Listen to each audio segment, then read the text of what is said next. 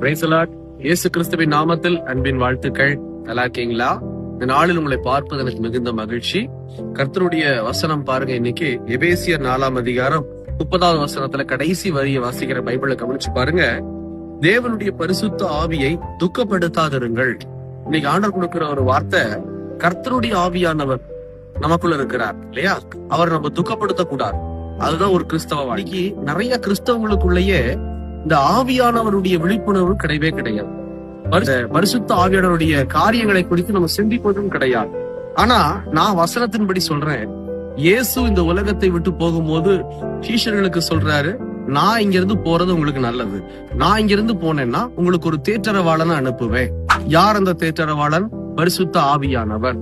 எதற்கு அந்த பரிசுத்த ஆவியானவர் நமக்கு கொடுக்கப்படுகிறார் 24 மணி நேரமும் அப்படின்னா 24/7 நம்மை வழி நடத்த, நம்மை ஆயத்தப்படுத்த, நம்மை இன்னும் பரிசுத்தமாய் மாற்ற, நமக்கு